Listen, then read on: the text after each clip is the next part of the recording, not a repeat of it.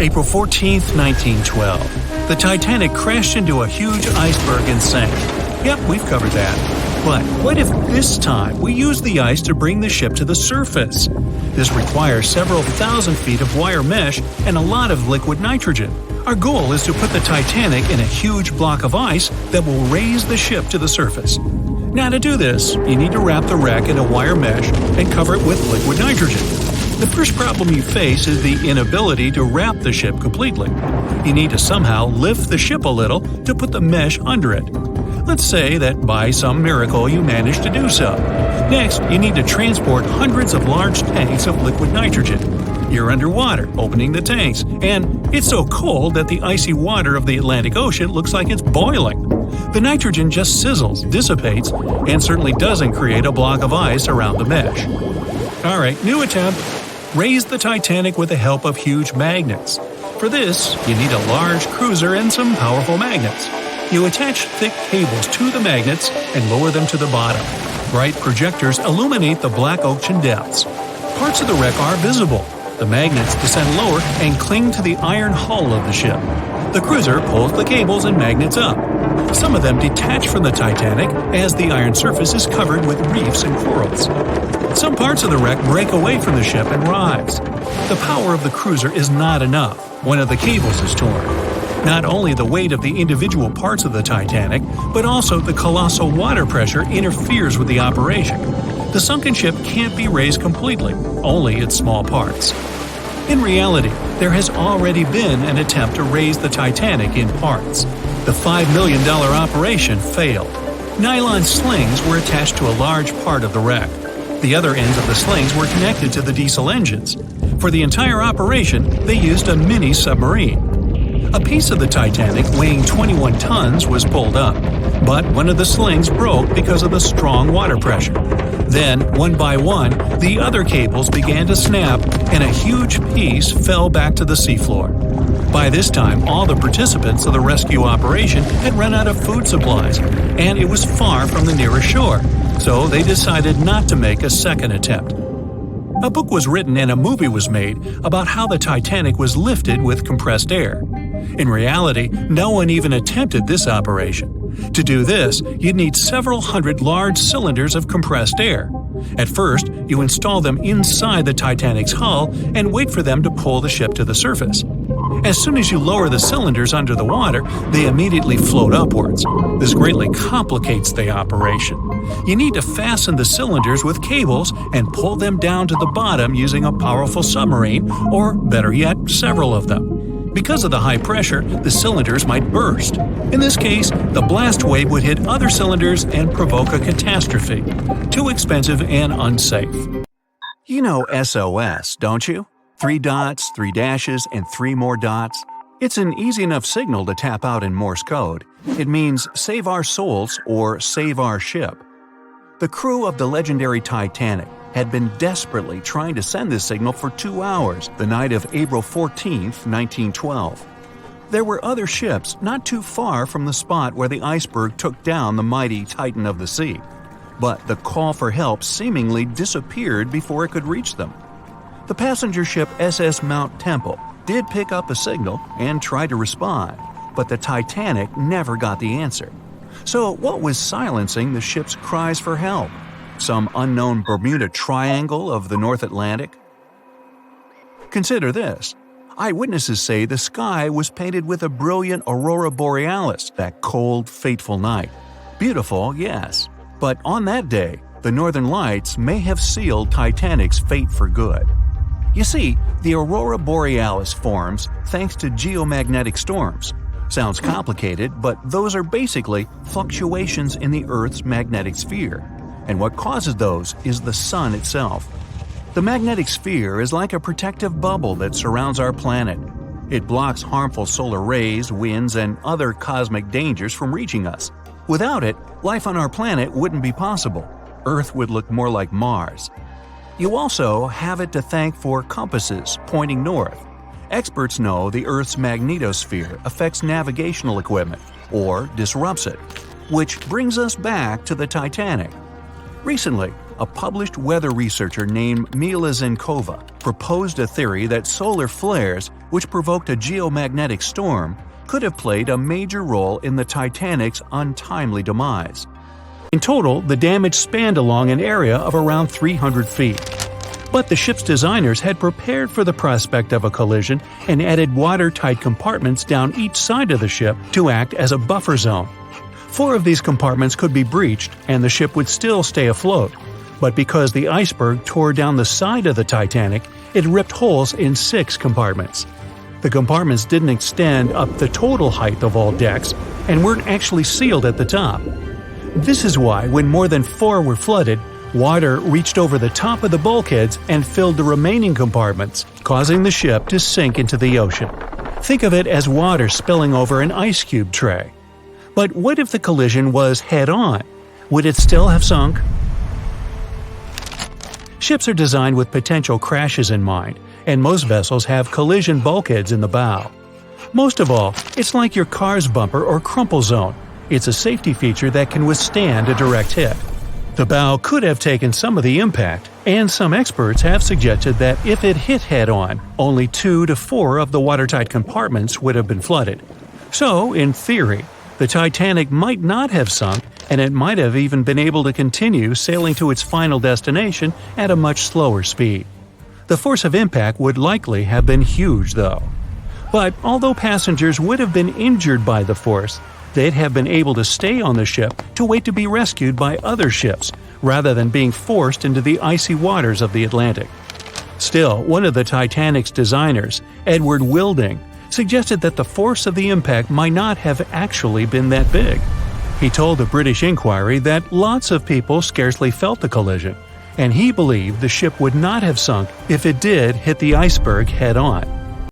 The wreck would remain lost for another 73 years, hiding its many secrets within the frigid Atlantic waters. And if it wasn't for a man whose whole life had been devoted to exploring the sea, the giant ship might have remained lost for a lot longer. That man was Robert Ballard. As a child, Ballard was obsessed with the ocean. This fascination started when he was just 12 years old. That's when he watched a film adaptation of Jules Verne's science fiction novel 20,000 Leagues Under the Sea. It had everything to spark a young person's imagination, from adventure and strange creatures to a powerful underwater vehicle called the Nautilus. It could travel anywhere in the world you wanted to go. From that moment, life on dry land was no longer in Ballard's future. When he was 23, he was assigned to the Deep Submergence Group. There, he helped develop techniques to search the ocean floor. His biggest accomplishment was the creation of Alvin. It was a small, easy-to-maneuver submarine that could carry 3 people. It also featured an external mechanical arm designed to gather underwater samples while the crew remained safe and dry inside. Alvin the submarine quickly proved useful for a variety of tasks. For example, once it was used to track down an aircraft that had crashed into the sea. But the vessel experienced a series of setbacks. In one case, it was attacked by a swordfish, which caused the submarine to resurface quickly. The swordfish, still stuck in the outer skin of the submarine, became that night's dinner. And in October 1968, the submarine was being lowered into the water when the cables holding it snapped, sending it careening into the ocean, along with 3 crew members on board. And because the small vessel was still open, it immediately filled with water and quickly began to sink. It wasn't until 1985 that the whereabouts of the ship were discovered by oceanographer Robert Ballard, and some parts of the Titanic became visible once again. One of the first discoveries made by Ballard's expedition was that the ship was indeed torn in half before sinking. The early exploratory missions to the part of the ocean floor where the Titanic now lies could only see the hull and the deck of the ship. According to Ballard, the main purpose of these missions was to understand how to preserve the ruins from deteriorating. Another goal was to recover the huge number of personal items scattered along the seabed. The explorer later said the view down there was as shocking as it was emotional. In the field of debris around the wreck, the oceanographer discovered plenty of small objects and personal belongings, many of which he brought back to the surface. There were shoes, some fancier than others. There were pieces of clothing that belonged to crew members. And there were huge propellers. If on the surface they gleamed and shined, on the ocean floor they were embedded and devoured by sand. Ballard pointed out that the area where kitchenware was scattered measured more than a mile in length. There were enough plates, pots, and pans to fill up an entire industrial kitchen. For the first time ever, 3D animation footage reveals exciting images. The simulations show the Titanic's evolution from when she first set sail in 1912 until the state of her ruins today. But simulations weren't enough for deep-sea explorer James Cameron, who envisioned traveling to the heart of the wreck for the first time ever in the history of the ship. Yep, the same James Cameron who happens to be the director of a very famous movie about the ship. He has now dived 33 times to visit the wreck of the Titanic. The most expensive and complex plan to raise the Titanic is probably the one where scientists somehow extract hydrogen and oxygen from the ocean water. Then, these extracted elements must fill special containers. Those containers are attached to the ship, and the Titanic would rise to the surface.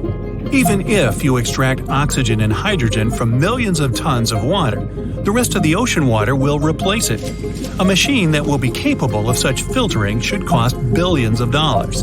Or you can come up with a chemical element that will use a chain reaction to purify all the water. In this case, the entire world ocean will be left without vital oxygen. Someone once suggested blowing up the Titanic. You'd need to lower several boxes of dynamite to the ocean floor. The boxes must be completely sealed to prevent the dynamite from getting wet. Next, you need to run several miles of wire conducting an electrical current to them.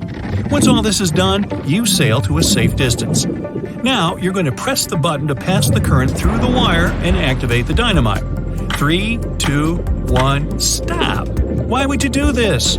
Even if it works, the wreckage of the Titanic will be scattered in all directions on the seabed. It will be impossible to lift the Titanic from the ocean. Imagine a huge hook that can fetch the Titanic and lift it from the bottom like a fish. This hook must be huge to pick up a sunken ship. Let's say you created it. Next, you're on a huge cruiser, sailing up to the crash site and lowering the hook down like an anchor. It falls right on the Titanic but doesn't cling to it. You need special equipment to attach a bus-sized hook to the Titanic. It would include a huge submarine with mechanical arms. To build such a device and make it work under enormous pressure is already next to impossible. But let's say you finally managed to hook the Titanic. It's then you realize the cruiser doesn't have enough power to lift the ship, weighing more than 50 tons, and the hook that adds about 10 tons more. To complete your task, you'll need a few more cruisers and a few extra $1 million. Now back to the wreck. According to James Cameron, it wasn't enough for researchers to access only the exterior of the ship. They needed to go inside, analyze and photograph what was left of the pompous interiors of the world's once biggest sea liner. Cameron piloted an innovative robot vehicle equipped with cameras. It helped the man to reveal spaces in the Titanic that no one had ever seen before since the ship touched the bottom. Turkish baths, for instance, still had their tiled walls standing up almost in all their entirety. These baths were exclusively for first-class passengers. They were located right next to the swimming bath and the third-class dining room, and were designed in the Moorish style. People resting there could get heating blankets and ask waiters to bring them anything they needed. If the pictures from before the disaster were astonishing, they carry a different kind of wow factor now, when everything you see in them is hidden underneath the surface of the water. Another shocking discovery was the ship's mast. If we look at the Titanic in its pre-sinking glory, the mast calls much of one's attention. Located on the bow of the huge ship, the mast held together the transmission cables for the Marconi system, a system of wireless telegraphy. That's also where the British merchant flag the Titanic flew was located. The mast stood at the height of a bit more than 100 feet and was equipped with a crow's nest. Nowadays, the mast is unrecognizable. Attacked by corrosion, it collapsed. The crow's nest broke apart too. Now we can see why the modern-day Titanic is a real treasure for deep-sea explorers. But as the wreck of the ship lies at an approximate depth of 12,500 feet, sunlight is non-existent there. So, Piloted missions depend on high-end technological equipment to survey the area. Why do you think the Titanic went missing from the public eye for over 70 years? Well, because at that time, technology wasn't advanced enough for people to go down there, as well as bring back good footage of the wreck. Filmmakers were the ones who drove this technology to its advance by trying to film underwater. They began by building boxes to put their cameras inside. And now, deep-sea photography is highly advanced and allows us to marvel at the awesomeness of underwater life. Of course, taking pictures under the sea is no easy feat. For one thing, to withstand that crazy underwater pressure, submarines need to be really strong and have thick walls, no thinner than 11 inches. Plus, explorers need to understand how to film and photograph when there's almost no light around. There was another thing that made documenting the Titanic even more difficult. When the wreck of the ship was rediscovered by scientists, it was covered with red-colored rusty bacteria that made it even harder to take good pictures. That's it for today. So hey, if you pacified your curiosity, then give the video a like and share it with your friends. Or if you want more, just click on these videos and stay on the bright side.